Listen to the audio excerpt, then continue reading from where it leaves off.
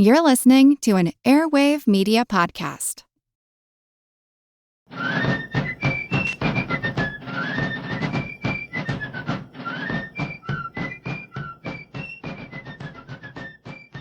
Hello, and thank you for joining the American Revolution. This week, episode 374, The Haitian Revolution begins. The summer of 1791 saw the first colonial revolt inspired by the American Revolution. Slaves in the French colony of Haiti rose up and overthrew their masters, demanding liberty and equality. This week, we look at the beginning of the Haitian Revolution and the American reaction. I want to start by giving a little background. Haiti was not really called Haiti at the time. That was the name used by indigenous people before colonization. The Spanish, under Christopher Columbus, arrived there in 1492 and named the island Hispaniola, which essentially means Spanish Island. A few years later, the Spanish created a settlement called Santo Domingo. Although the Spanish claimed the entire island, they didn't really make much use of it and tended to populate mostly the eastern coast. More than 100 years later, French pirates began using the western coast of the island as a base of operations. Spanish officials pulled back Spanish colonists to the east for their safety. This withdrawal essentially handed the western part of the island to the French pirates in the early 1600s.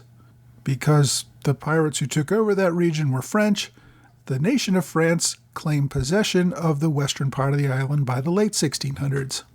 Over the course of the 1700s, the French colony of Saint-Domingue grew into the wealthiest colony in the Western Hemisphere.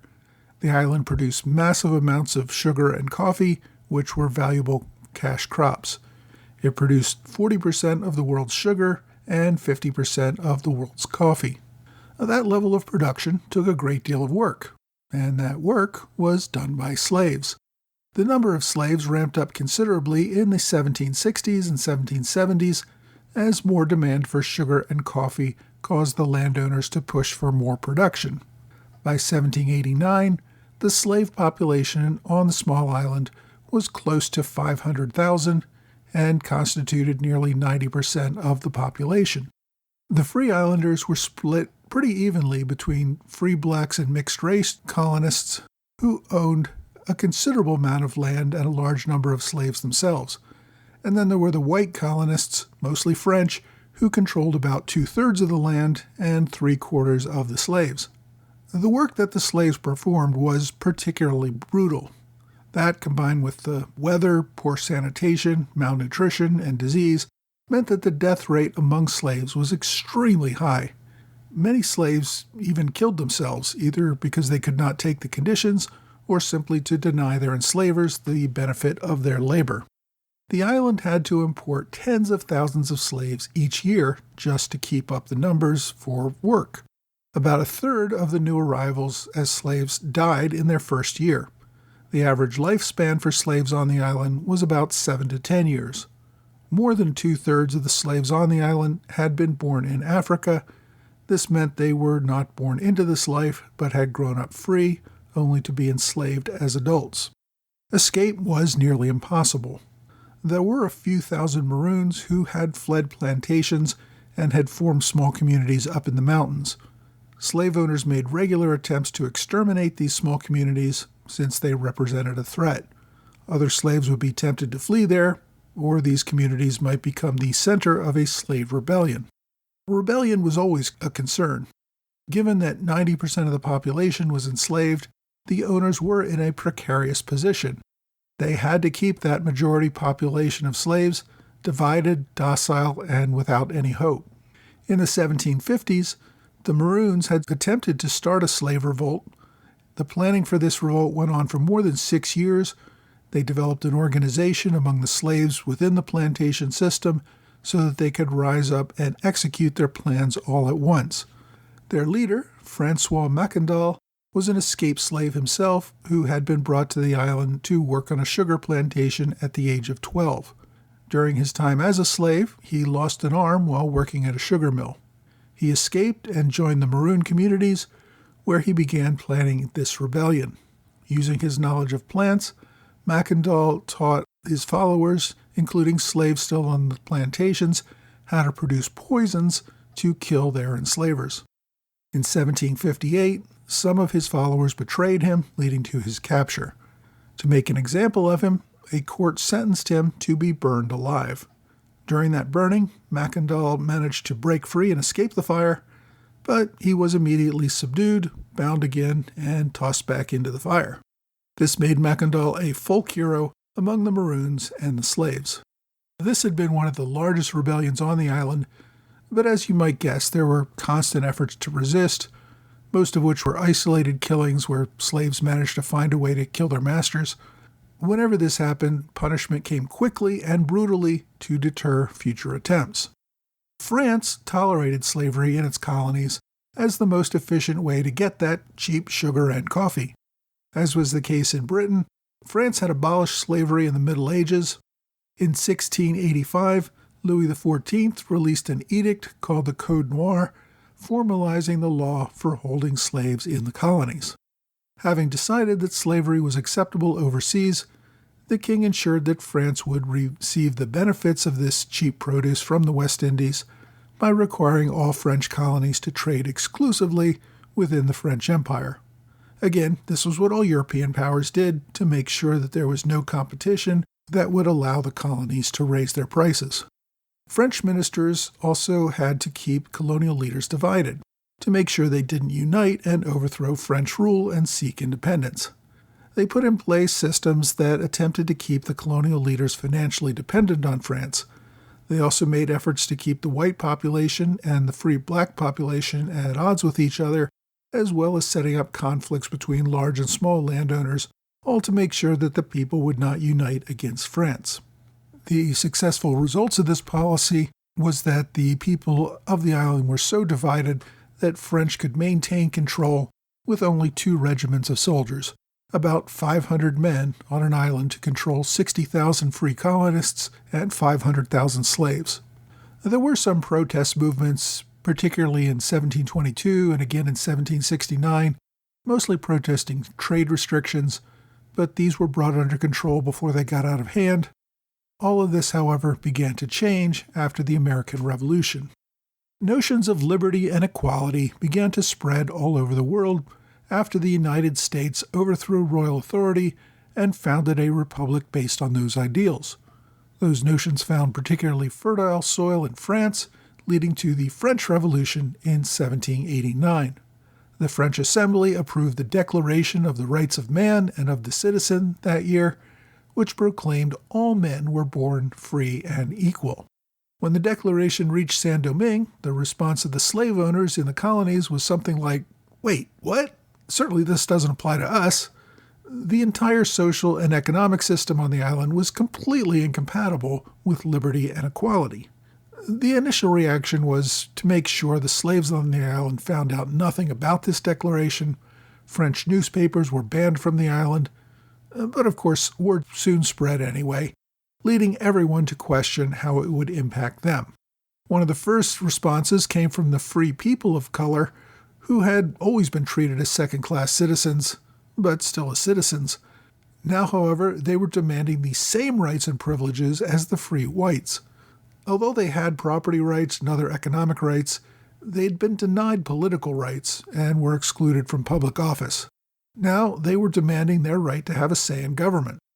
Back in France, the National Assembly, seeing the can of worms they had opened with the Declaration, began to backtrack on how it might apply to the colonies. In May of 1791, the Assembly clarified that not all free colonists were equal. They passed a law that had very strict voting requirements, including that voters could not be the children of slaves. Both the father and the mother had to be free before a person could qualify for voting. Even if they qualified there were also substantial property requirements for voting, meaning that only about 1% of the free blacks on the island would be eligible to vote. Even that, however, was too much for the white colonists.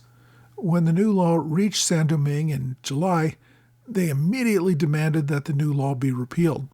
They protested the new law and threatened to seek protection from Britain or Spain if French officials tried to enforce it. When word of the response got back to France in September, The Assembly backed down and repealed that law. The universal rights of man seemed not to be quite so universal after all. Black colonists were not the equal of white colonists and were not going to be given equal rights. And certainly there were no plans to abolish slavery in the colonies. Talk of freedom and equality were all well and good, but if that was going to increase the price of a cup of coffee, we need to really slow down and think about this a little more. Despite all efforts, the slaves began to learn about some of the ideas coming out of France. Many slaves came to understand that the French Revolution had been white slaves in France having overthrown their masters. That wasn't quite accurate, but that was the story going around. The hopelessness of slavery and brutal death gave way to a glimmer of hope for freedom, if only they could fight for it. The French Revolution came to Haiti in 1791. Its first casualty was a former Continental officer. Colonel Thomas Antoine, the Chevalier de Moudoui du Plessis, had gone to fight as a French volunteer in the Continental Army in 1776. There he received a commission as a captain of artillery in early 1777, in time to see combat at the Battle of Brandywine and at Germantown. I mentioned Captain de Moudoui de Duplessis back in episode 168, when General Washington assigned him to defend Fort Mercer on the Delaware River during the end of the Philadelphia campaign. He spent the winter in Valley Forge and fought at the Battle of Monmouth as well. His leadership was considered good, leading him to be promoted several times, serving as a lieutenant colonel in the Continental Army by 1778. That fall, de Mauduit resigned his commission in the Continental Army and returned to France. Some sources indicate that he came back to America with the French army under General Rochambeau, but there seems to be some debate on whether that was really the case. We do know, however, that by 1787, de Mauduit was serving as a major in the French army. He had command of the French regiment in Port-au-Prince. If Mauduit had volunteered for the Continental Army for idealistic reasons, those reasons now appeared to be long gone. Major de Mauduit seemed ideologically aligned with the royal governor in Saint-Domingue and opposed the Revolutionary Assembly in France. He supported the governor's decision to defy decrees from the Revolutionary Assembly. He disarmed the National Guard and formed a separate militia made up of royalists. He also arrested members of the Revolutionary Commission and dissolved the local assembly when they started sounding a bit too revolutionary. In response, the government in France sent 2 more regiments to Port-au-Prince, whose commanders were much more politically aligned with the revolutionaries. These new troops told de Mauduit's soldiers that their commander was defying the revolution. In response, his own troops killed the major with their swords and bayonets. A mob then mutilated the body and dragged it down the street. They cut off his head and mounted it on a pike in front of his house, which they then demolished. Through most of 1791, the fighting was between free people. They were fighting over equal rights for slave owners, not any rights for slaves. The fight for freedom, however, was not lost on the slaves. In August, groups of slaves who were in supervisory positions on their plantations began to coordinate plans for an uprising that would begin across all the plantations at the same time. On August 22nd, they exercised this plan. The slave insurrection began across the colony. Slaves invaded the homes of their masters, killing whole families. They burned their homes along with crops in the fields. Hundreds of white colonists died in the first attack. Those who survived the initial attack fled their plantations to take refuge in towns. Some owners began massacring their own slaves who had not rebelled, just for fear that they might soon join the rebellion. A couple of weeks later, the white colonists signed an agreement ceding more power to the free blacks, hoping to bring them together so that they could join forces and put down the slave rebellion. The idea of giving political power to free blacks, which was so abhorrent a month earlier, now seemed quite reasonable in the face of a full slave rebellion. And not all slaves jumped immediately to rebellion. There was a slave named Toussaint Breda who spent about a month defending his master's plantation from attack. While his master had fled, Breda was not confident that the slave revolt would succeed, so he was hedging his bets. After about a month, he finally abandoned the plantation and joined the rebel camp, where he quickly took a leadership role. It would be several more years before he changed his name to Toussaint Louverture. Despite the threat from the slave revolt and the agreement to work together, the free colonists never really united. In November, a group of white conservatives lynched a free black man in Port-au-Prince. The result was a riot that led to 2/3 of the town being burned to the ground. The slaves, though, were not really united either. In December, many of the former slaves were beginning to starve. The island required food imports to feed the people, and those imports had stopped. Some of the leaders of the rebellion agreed to return the slaves to their plantation in exchange for the freedom of a few hundred of the rebellion's leaders. They had received word that France was willing to institute reforms, but needed to have the colony working again.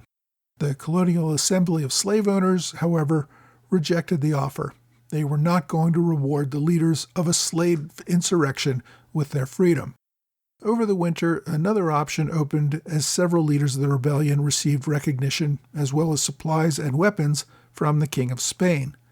Spanish officials saw a colony run by revolutionary France as a threat and hoped to use this slave rebellion to crush those revolutionaries.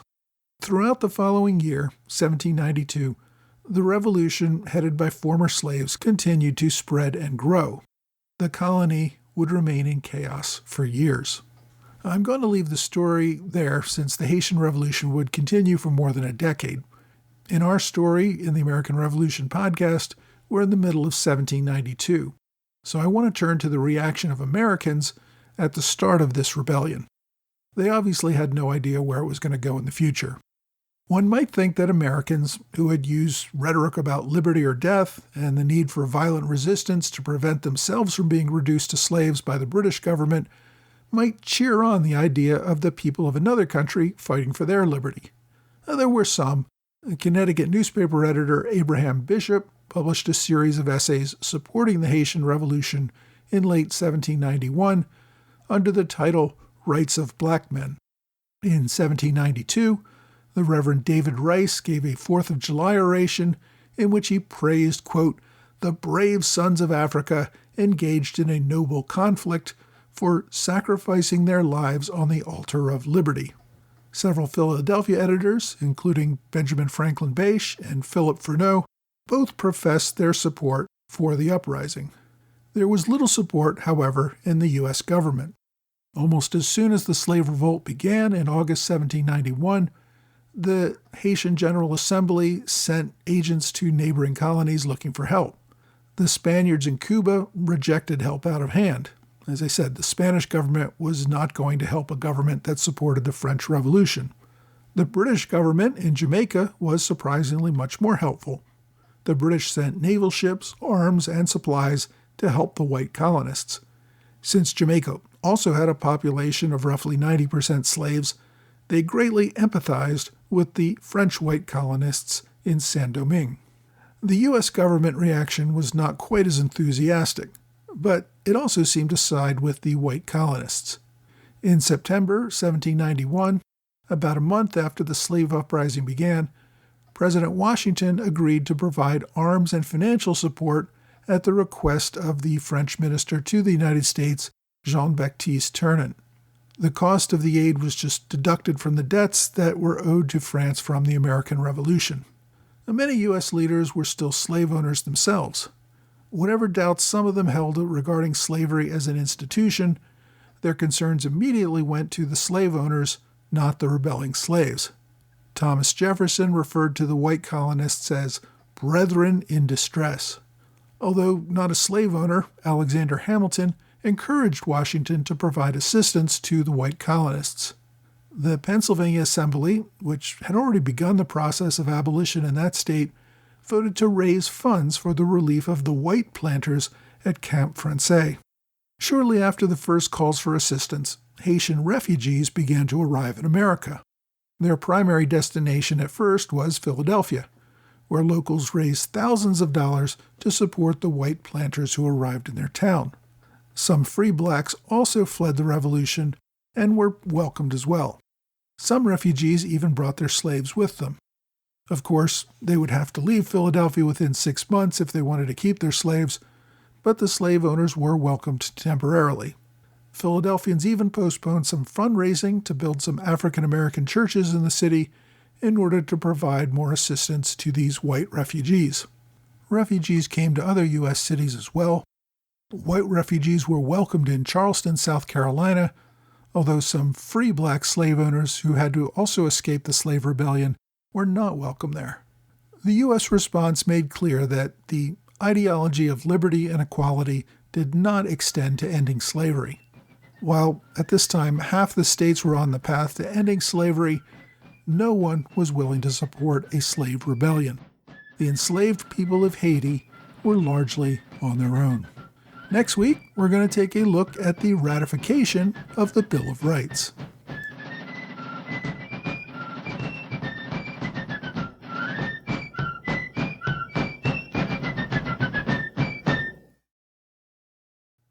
Hey, thanks for joining the American Revolution Podcast After Show, part of the Airwave Media Network. Thanks to my Patreon supporters in the Alexander Hamilton Club, George Davis, Michael Mulhern, Mitchell Anderson, and Gordon Kemp. Thanks to Robert Morris Circle supporters, Richard McCabe, and 10crucialdays.org. We just finished the 249th anniversary of the 10 Crucial Days, that period between Washington's crossing and the Battle of Princeton. Really an interesting period, and if you want to learn more, check out 10crucialdays.org. I also want to welcome Ron Weaver, who joined as a standard bearer on Patreon, as well as Leon Bryan, who upgraded to standard bearer. Just a reminder, as we enter 2026, anyone who supports this podcast on Patreon at the $10 level or higher will receive a special limited edition magnet each month to celebrate the 250th year of the United States. You will need to be signed up by the end of January if you want to collect all 12 of these limited edition magnets. I also want to thank Curtis Johnson, who is not only a Patreon supporter, but also gave a one-time gift via PayPal or Venmo. Later this week, the American Revolution Roundtable will meet on Zoom. Our guest will be Carl Borick, and our topic will be the Siege of Boston. If you would like to join us in this discussion, or for future discussions, please be sure to sign up for my mailing list. There is a link in the show notes and at the bottom of each blog entry. I send Zoom links to my mailing list and also post it on Patreon for anyone who likes to attend these events. Now, this week we covered the beginning of the Haitian Revolution.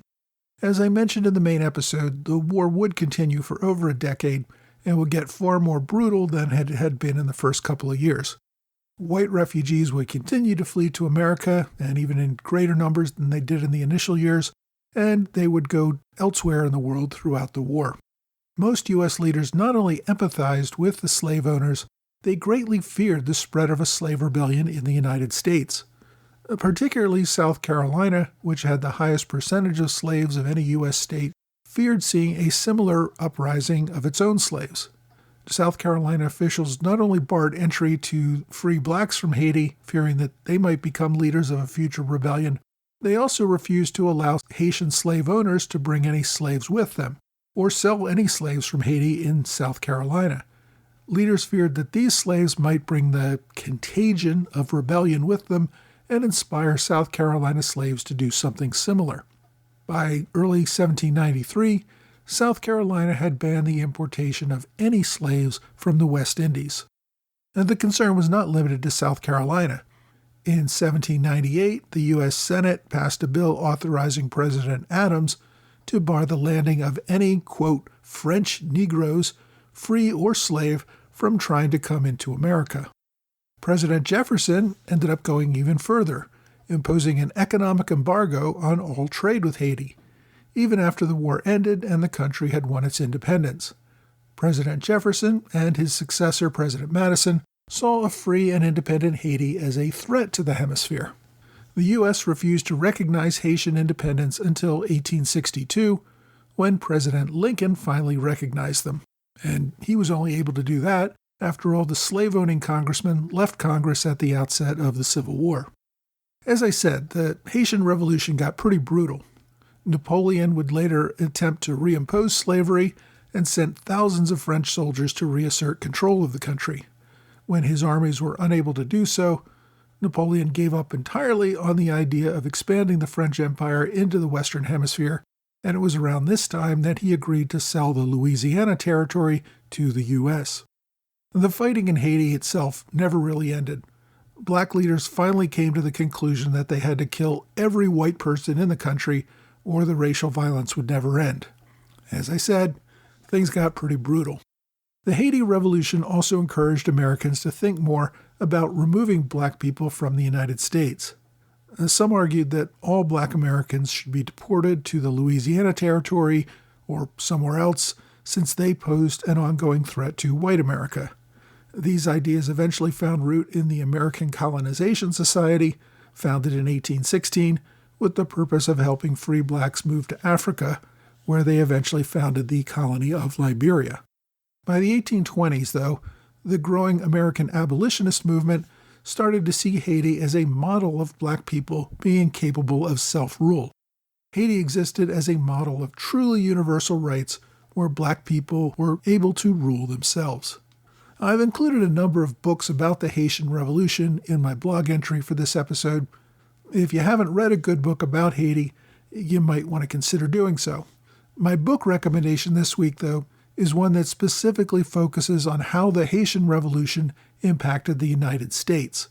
It's called Dangerous Neighbors: Making the Haitian Revolution in Early America by James Alexander Dunn. The book focuses on how the violence in Haiti caused Americans to rethink their espoused ideas on liberty and equality, and how the fear of slave insurrection caused Americans to think more about the threat of black people in America. The author is a history professor at Princeton, so expect the book to be a little academic, but it is an interesting topic. If it sounds interesting, get Dangerous Neighbors by James Alexander Dunn. My online recommendation is Season 4 of the Revolutions podcast by Mike Duncan. I've mentioned before that Mike Duncan's podcasts were an inspiration for me to start this one. His Revolutions podcast looks at a bunch of different revolutions around the world, with each season being devoted to a different revolution. Season 4 covers the Haitian Revolution. If you want to listen to a more detailed discussion about this revolution, subscribe to Revolutions and skip ahead to Season 4. You can subscribe to Mike's podcast on any platform. I've included a direct link to his archive if you want to access it that way. My question this week asks, was there a connection between the Continental Army's blue coats and George Washington's plantations' indigo production? Now, the short answer is no. If you're trying to say that Washington picked blue because he could produce indigo for the army and make a profit, that was not the case. Washington did try to grow some indigo at Mount Vernon in the 1760s, but his land was not particularly well suited to growing it, and he never grew very much. The indigo that became popular to grow in America first arrived in the 1740s. A teenage girl named Eliza Lucas moved to South Carolina from Antigua after her grandfather died and her father inherited several plantations in South Carolina. Eliza began experimenting with a variety of crops. She knew that indigo dye was particularly valuable. It was originally native to Africa, but had been growing in Antigua, where she had grown up. She was able to get some seeds from Antigua and began growing the plants on her plantation. She found it grew very well in the South Carolina climate and quickly accumulated a small fortune. She used that money as a dowry to marry Charles Pinckney and became the mother of Charles Coatworth Pinckney, a famous founding father of South Carolina. The Pinckneys shared the seeds with neighbors and watched production grow exponentially. By 1775, South Carolina was exporting more than 1 million pounds of indigo annually. It became the colony's second biggest crop, behind rice. Despite the success there, indigo production remained primarily in South Carolina. While there was some indigo grown in Virginia, it never really took off there. The Virginia militia began using indigo dyes to make their blue militia uniforms. George Washington liked the blue uniforms and pushed for that color to be adopted by the Continental Army. Some have argued that the buff and blue were also the colors that represented the Whig Party in Britain, which was largely associated with favoring the American cause. I tend to believe that the Continentals went with blue because Washington liked the color and because there was a domestic supply of indigo in South Carolina that they could use for this purpose. It probably also helped that the blue Continental uniforms contrasted well with the British red uniforms.